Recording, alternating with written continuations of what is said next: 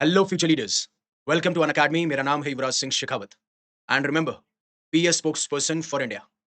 अब रिसेंटली आप सभी को पता होगा, यूनाइटेड स्टेट्स के secretary of state Marco Rubio ने द रेजिस्टेंस फ्रंट को डेजिग्नेट किया था एक फॉरेन टेररिस्ट ऑर्गेनाइजेशन और स्पेशली डेजिग्नेटेड ग्लोबल टेररिस्ट। और इस डेजिग्नेशन के बाद में इंडिया की तरफ से रिस्पॉन्स आया कि हम इस स्टेप को वेलकम करते हैं और ये अफर्म करता है कि हाँ, यूनाइटेड स्टेट्स और इंडिया दोनों के दोनों सीरियस हैं जब हम बात करते हैं टेररिज्म को काउंटर करने की। अब इस वीडियो के अंदर मैं आपको बताऊंगा कि किस तरीके से पाकिस्तान ओपनली डिफेंड कर रहा है द रेजिस्टेंस फ्रंट को और सपोर्ट कर रहा है। हालांकि हम सबको पता है कि हमेशा से पाकिस्तान की बहुत इंपॉर्टेंट पॉलिसी रही है, चाहे उसकी डोमेस्टिक पॉलिसी हो, फॉरेन पॉलिसी हो, ये किस तरीके से टेररिज्म को सपोर्ट करना है, जिससे कि हम हमेशा एक ग्लोबल वर्ल्ड के अंदर हमारी बात चलती रहे और हम इस नेगेटिव पॉइंट की वजह से दुनिया की नजर में रहें। और सेकंड मैं बात करूंगा जिस तरीके से अभी शाहिद अफरीदी ने एक स्टेटमेंट पास किया है, जो आप सबको पता होगा कि इंडियन लेजेंड्स और पाकिस्तानी लेजेंड्स का एक मैच होना था एजबेस्टन के अंदर, as per world championship of legend के तहत वो कैंसिल कर दिया गया है। उसके पीछे बात करेंगे और बात करेंगे उन्होंने क्या कमेंट किए और कैसे ये रिलेटेड है इनसे। तो अभी जो पाकिस्तान के फॉरेन मिनिस्टर हैं इशक दार, उन्होंने ओपनली सपोर्ट किया है द रेजिस्टेंस फ्रंट को, जो कि प्रॉक्सी ग्रुप है लश्कर ए तैयबा का ही, जिसको रिस्पॉन्सिबल ठहराया गया था पहलगाम अटैक के पीछे, राइट? या फिर पहलगाम मैसेकेयर, जिसमें 26 इनोसेंट सिविलियंस की जान गई, जिनके नाम और उनके रिलीजन के बेसिस पे उनको अटैक किया गया। तो ये साफ-साफ कहते हैं कि हमें आप प्रूफ दिखाइए कि द रेजिस्टेंस फ्रंट ने ही वो अटैक किया है।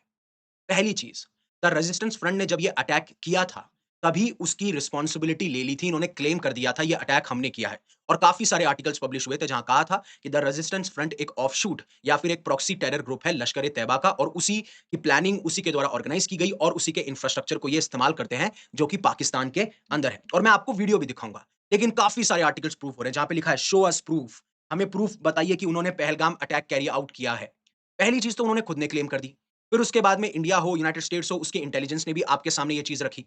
और जब यूनाइटेड स्टेट्स की जो गवर्नमेंट है या फिर security of state Marco Rubio हैं, वो साफ-साफ जब इस ग्रुप को डिक्लेयर कर दे रहे हैं फॉरेन टेररिस्ट ऑर्गेनाइजेशन, चाहे उसकी लाइन में जिसमें बोको हराम है, जिसमें Islamic state of Iraq and Syria है, तो ऑब्वियस सी बात है, सीरियस डेजिग्नेशन दिया गया है, इसको आपको समझना पड़ेगा। लेकिन आप उसी को काउंटर कर रहे हो। इसलिए मैंने आपको बार-बार बताया है कि जो पाकिस्तान है, उसको इतना ज़्यादा आपको इम्पोर्टेंस नहीं देनी है। इवन अगर आप देखेंगे, जियोपॉलिटिकल एक्सपर्ट्स भी बात करते हैं, तो ये कहते हैं कि जिस तरीके से ट्रंप ने, स्पेशली यूनाइटेड स्टेट्स ने जिस तरीके से हाइफनेट कर दिया है इंडिया पाकिस्तान के रिलेशंस को या फिर इंडिया पाकिस्तान को।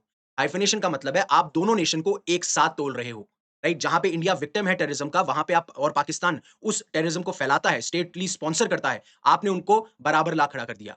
यहाँ पे आपको डी-हाइफनेट करना चाहिए था, इंडिया और पाकिस्तान को अलग तरीके से देखना चाहिए था। जहाँ पे आप बात करते हो कि अरे, हज़ारों सालों से कश्मीर इश्यू चला आ रहा है, उसके बारे में मैंने पहले बताया था। पहली बात तो ट्रंप को समझना चाहिए कि हज़ारों सालों से नहीं चला आ रहा है। 1947 में जब पाकिस्तान का क्रिएशन हुआ, तब उसके बाद से ये कश्मीर का इश्यू हमें देखने को मिलता है, और वो भी कश्मीर का रिश्ता यही है, जो मैं बार-बार रिटरेट करता हुआ आया हूँ कि जो पाकिस्तान है, उसका एक ही रिश्ता है पाकिस्तान ऑक्यूपाइड कश्मीर से, कि जो आपने इल्लीगली ऑक्यूपाई कर रहा है, आप उसको लीव कर दीजिए, आप उसको छोड़ दीजिए। फिर ये कहते हैं कि टीआरएफ कोई इल्लीगल ग्रुप नहीं है, राइट? और डिस्पाइट यूएस ने डिक्लेयर कर दिया है, यूएस ने डेजिग्नेट कर दिया है, फिर भी ये सारी चीज़ कहते हुए नज़र आते हैं। मैं आपको एक बार वो वीडियो दिखाना चाहूँगा और फिर बताऊँगा कि इसकी जियोपॉलिटिकल इम्प्लीकेशन क्या है और क्या आप इस न्यूज़ से आइडेंटिफ़ाई कर सकते हैं कि किस तरीके के स्टेटमेंट जो आए हैं, उसका क्या सेंस निकलता है when it comes to foreign policy और when it comes to geopolitical angle as well. Have a look at this video. चूंकि हम इस वक्त सिक्योरिटी काउंसिल के नॉन परमानेंट अल्हम्दुलिल्लाह मेंबर हैं, 1 जनवरी 2025 से 31 दिसंबर 2026 तक, तो यूएस ने एक प्रेस रिलीज, ये वहां इस तरह का वाकया दुनिया में कहीं हो, जाफर एक्सप्रेस पे भी हुआ, तो वो एक प्रेस रिलीज यूनानिमस, 15 मेंबर हैं, 5 परमानेंट है, 10 नॉन परमानेंट इलेक्टेड होते हैं 2 साल के लिए, तो वो एक प्रेस रिलीज उन्होंने इसी सिस्टम के तहत की, मुझे कॉपी मिल गई। उसमें पाकिस्तान के बिहाफ पे मेरे 2 इतराजात थे। एक उसमें पहलगाम लिखा हुआ था सिर्फ, और दूसरा उसमें ब्लेम डाला गया था द रेजिस्टेंस फोरम। ये वो फोरम है कि जब 2019 में इसको हड़प किया गया गैर कानूनी, जो कि हम नहीं मानते, वो बिल्कुल इलीगल है, तो उसके नतीजे में जम्मू एंड कश्मीर में एक फोरम बना जिसका नाम है द रेजिस्टेंस फोरम, और उस पे उसको कंडेम किया गया, उसको जिम्मेदार ठहराया गया उस प्रेस रिलीज में।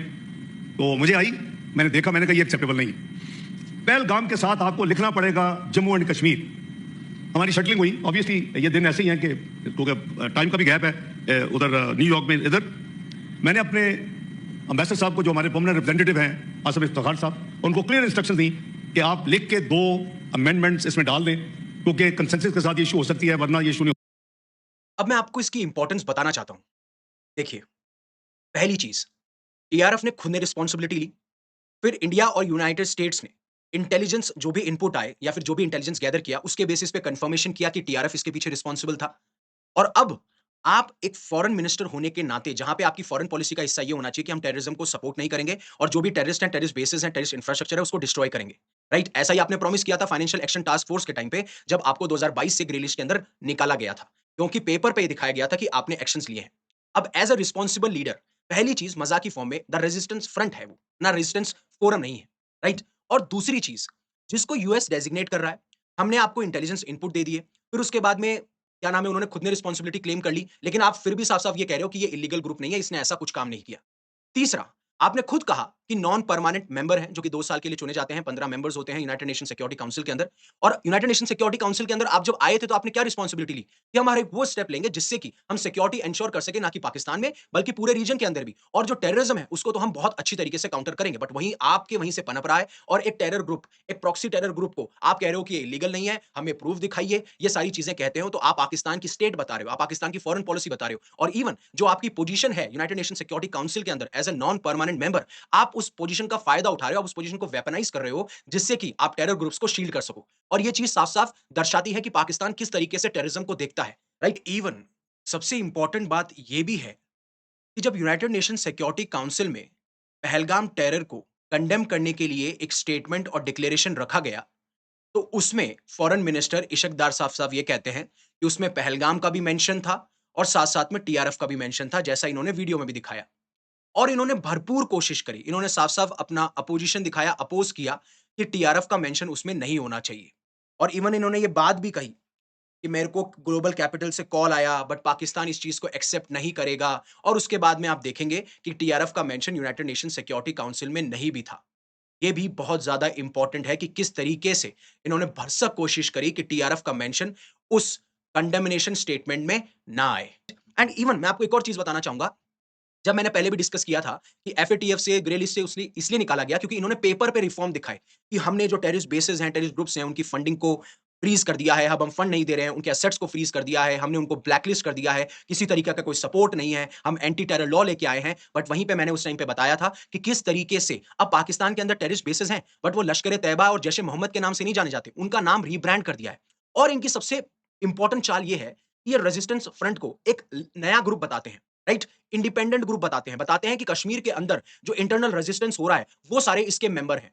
और सपोर्ट कौन दे रहा है? पाकिस्तान। तो ये एक तरफ ये दर्शाना चाहते हैं कि भैया इंडिया में ही इंटरनल इंस्टेबिलिटी है, जिसकी वजह से आज लोग जो लोग हैं वो इंडिया के खिलाफ, इंडिया से नाराज़ हैं और इंडिया के खिलाफ ऐसे एक्शंस लेते हुए नज़र आते हैं। पाकिस्तान का उसमें कोई रोल नहीं है। वो ये चीज़ दर्शाना चाहते हैं और ये क्लेम करना चाहते हैं। ये इनकी चाल है और साफ-साफ ये चीज़ इनको हेल्प करती है जिससे कि ये डिनाय कर सकें इनकी खुद की रिस्पॉन्सिबिलिटी, राइट? अब आगे दूसरी न्यूज़ में जाने से पहले अनअकैडमी आपके लिए लेके आया है। अगर आप यूपीएससी सिविल सर्विसेज का सपना देखते हैं तो आप हमारा सब्सक्रिप्शन परचेज़ कर सकते हैं। सबसे खास बात है, आप किसी भी एक कोर्स में एनरोल करोगे तो जितने भी कोर्स चल रहे हैं और आने वाले टाइम पे जब तक भी आपकी ड्यूरेशन है कोर्स की, तब तक आप सारे बैचेज़ को एक्सेस कर सकते हो। पहले 19 जुलाई तक ये 17,999 का था, अब ये 22,999 का हो चुका है। पहले 12 महीने का फ्री एक्सटेंशन था, अब 6 महीने का एक्सटेंशन हो चुका है। आप फिर भी इसमें मेरा कोड यूज़ कर सकते हो YUVI पाजी वाला UV 50, जिससे कि आप मैक्सिमम डिस्काउंट पा सको और ऐसे हमारे हिंदी, इंग्लिश के बैचेज़ चल रहे हैं। डिस्क्रिप्शन में आपको लिंक मिल जाएगा।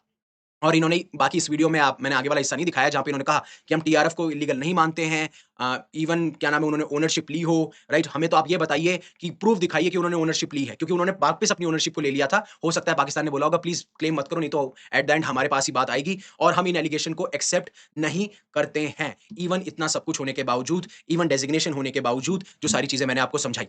और अब जिस तरीके से मैं बोल रहा था कि इंडिया और पाकिस्तान चैंपियंस का एक मैच होने वाला था एजबेस्टन के अंदर वर्ल्ड चैंपियनशिप ऑफ लेजेंड के तहत, और इवन ये ओपनिंग कंटेक्स्ट था जिसको अब बॉयकॉट किया जा चुका है क्योंकि शिखर धवन साहब ने कहा कि मैं इस हिस्से में पार्टिसिपेट नहीं करूंगा। इवन फिर बाकी और जो क्रिकेटर्स हैं उन्होंने भी कहा, जैसे युवराज सिंह हो, हरभजन सिंह हो, इन सब ने कहा कि हम इस मैच को बॉयकॉट करते हैं। तो शाहिद अफरीदी का ये क्लेम आता है कि आप एक अच्छे एम्बेसडर बनिए, आप एम्बेरसमेंट मत बनिए अपनी कंट्री का। वहीं पे उन्होंने कहा कि हम यहाँ पे क्रिकेट खेलने आए हैं एंड सबसे इंपॉर्टेंट बात कि क्रिकेट को पॉलिटिक्स से दूर रखा जाना चाहिए और ये सिर्फ आगे बढ़ना चाहिए। एक प्लेयर को एक गुड एम्बेसडर होना चाहिए, ना कि एम्बैरेसमेंट। हम यहाँ पे क्रिकेट खेलने आए हैं। अब एक बात मेरी समझिए इस बात को लेके। पहली चीज़, बहुत टाइम से, दशकों से पाकिस्तान ऐसे टैक्टिक्स अपनाता हुआ है जिसमें वो टेररिज्म को स्पॉन्सर करता है, सपोर्ट करता है और इनको पनाह देता है, फंडिंग देता है, पैसा देता है, सबको पता है। एंड इवन जिस तरीके से बार-बार इन्होंने डिफेंड किया, इनके डिफेंस मिनिस्टर ख्वाजा आसिफ साफ-साफ कहते हैं कि हमने तो टेरर को फंडिंग दी थी, सपोर्टिंग दी थी, बैकिंग दी थी, हमने तो डर्टी वर्क किया था यूएस के लिए, किया था तो फिर उस चीज़ को आप एक्सेप्ट कर रहे हो तो कहीं न कहीं आपकी इंटेंशन भी थी, क्योंकि आप यूएस को भी एक्सप्लॉइट कर रहे थे और इन टेरर ग्रुप्स को भी पनाह दे रहे थे, जिससे आपको मिलिट्री और फाइनेंशियल एड आती जाए। सेम अफगानिस्तान के अंदर आपने ऐसा किया। इवन बिलावल भुट्टो ने साफ-साफ ये जो पार्लियामेंट के मेंबर है, इंपोर्टेंट पार्लियामेंट्री मेंबर है, उन्होंने साफ-साफ ये एक्सेप्ट किया। आपके यहाँ पे टेररिस्ट की फोटोज़, इमेजेस, वीडियोज़ निकल के आती हैं। आप टेररिस्ट को स्टेट फ्यूनरल देते हो। ये सारी चीज़ें जब निकल के आ रही है, तब शाहिद अफरीदी साहब नहीं बोलते हैं कि हाँ, हमारा देश जो है सपोर्ट कर रहा है, हमारा देश पनाह दे रहा है, तब इनके मुँह से एक चीज़ भी नहीं निकलती। दूसरी चीज़, हमने पहले भी कोशिश की थी कि हाँ, स्पोर्ट्स डिप्लोमेसी से हम अच्छे रिश्ते कर सकते हैं। बट आपके लगातार एफर्ट होने की वजह से हमने कहा, ना तो हम आपके साथ में मैचेस खेलेंगे, ना आपके साथ में हम ट्रेड करेंगे, ना अब इंडस वाटर ट्रीटी के तहत हम वाटर भेजेंगे, क्योंकि वाटर, ट्रेड, टॉक्स तब होती हैं जब आप टेरर को सपोर्ट ना करें। जब आप सीरियसली इंटरेस्टेड हों, मोटिवेटेड हों, डिसिप्लिन्ड हों कि हाँ, हम ऐसे एक्शंस लेंगे जिससे हम दोनों नेशन के रिश्ते खराब ना हो। लेकिन आप नहीं ले रहे, राइट? सबसे बड़ी बात, हम मानते हैं कि क्रिकेट एक बहुत अच्छी चीज़ है, क्रिकेट को पॉलिटिक्स में इन्वॉल्व नहीं करना चाहिए, बट हमने बहुत ट्राई किया, बट स्टिल आपके एफर्ट्स अभी भी ऑनगोइंग हैं। नहीं तो पहले ऐसे स्टेप्स नहीं उठाए गए हैं। अगर आप पास्ट में आज के 20-25 साल पहले देखेंगे या 10-15 साल पहले भी आप देखेंगे, ये पिछले 5-10 सालों के अंदर ऐसा हुआ है जब ऐसे स्टेप्स उठाए जाते हैं। फिर उन्होंने बोला कि इंडिया को अगर खेलना ही नहीं था तो वो आए क्यों इस टूर्नामेंट के अंदर? क्योंकि बाकी टीम के साथ खेलना था। सिंपल सी बात है। दूसरा, उन्होंने कहा कि अगर उनको ऐसा लगता है कि ये मैच मेरी वजह से रुका है, अगर ये स्टॉप्ड हुआ है, तो मैं इवन ग्राउंड में ही नहीं आता, बट क्रिकेट आगे चलते रहना चाहिए। What is Shahid Afridi? उन्होंने कहा, what is Shahid Afridi in front of cricketing? ठीक है, गेम पहले आता है, as a sport cricket is the biggest thing, politics इसके अंदर नहीं लानी चाहिए और Indian cricketer saying he won't play against Pakistan, then don't play, right? Sports is bigger, cricket is bigger and is bigger than Shahid Afridi. बिल्कुल, क्रिकेट बहुत बड़ा है, शाहिद अफरीदी से भी बड़ा है, राइट? विराट कोहली से भी बड़ा है, राइट? हरभजन सिंह, युवराज सिंह से भी बड़ा है, बट देश से नहीं बड़ा है। आपको ये चीज़ समझनी पड़ेगी।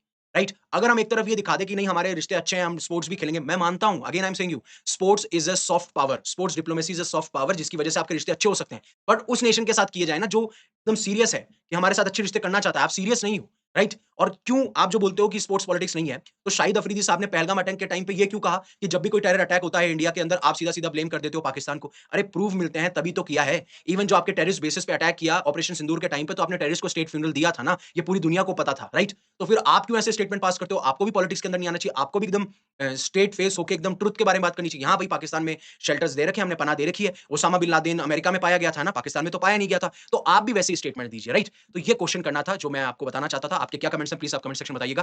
Thank you very much for giving me your precious asset that is your time. Stay safe, stay happy, take care. जय हिंद, जय भारत।